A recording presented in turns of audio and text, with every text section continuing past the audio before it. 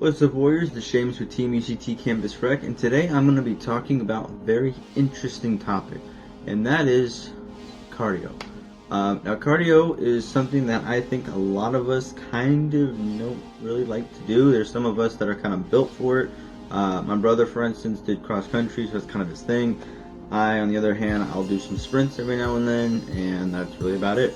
So, but what I want to talk about today is different types of cardio and what you can do to help kind of motivate you, or at least, get you into doing something to kind of help with benefits for, your cardiovascular system, your pulmonary system, whatever the case is there.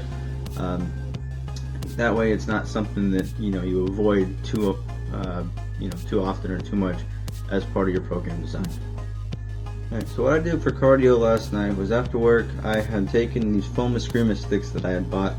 If you don't know what eskrima sticks are, basically just look up Nightwing and little things. Those things.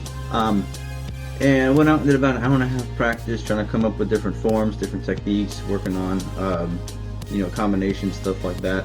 And basically that's how I got my cardio.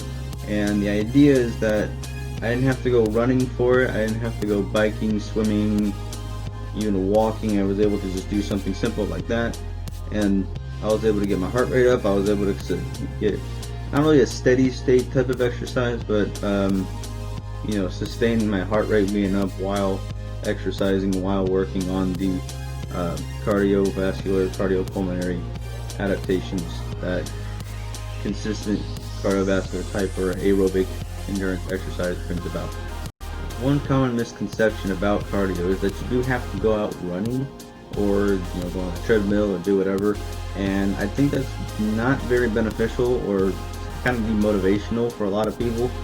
Some people don't like to run. Some people, like myself a few years ago, like some people now, actually can't run because of certain, let's say they have injury history, medical conditions, whatever. The idea is just to be able to find some kind of form, some kind of method, exercise that works for you. So like I said, you can do running if you want, but you can also do biking, you can go swimming, you can just do walks in the park. For myself, I like to do martial arts, I like to do dance every now and then. I'll do sprints, it's still running, but the idea is just to find one that works for you. Something that you can be consistent with, that way you can do it long term and build up those adaptations. Adaptations I'm talking about can include a lot of things. So it can include increased capillary bed size. You could be looking at better sustainability of steady state exercise, being able to endure that longer, improved resting heart rate. So instead of it being in the 60s or 70s, maybe down towards like the high 50s, mid 50s. And then you're also looking at better VO2 max. That's the big one. Being able to increase your VO2 max, your ability to utilize oxygen very well. And that's one of, like I said, one of the things is just making sure you find something that works for you, something that you can do consistently. So like, if you can't go out for a run consistently, don't do it. Do it every now and then maybe, but don't do it all the time, because then you're going to demotivate yourself. Find something that you like to do, it's fun. I mean, it can be anything. Yard work could be, I mean, it just, whatever works for you. So there you have it. Consistency is the key to being able to do cardio every week. Combine that with what I talked about in the recent videos with motivation and discipline, and I think you'll be impressed with the results you get week after week.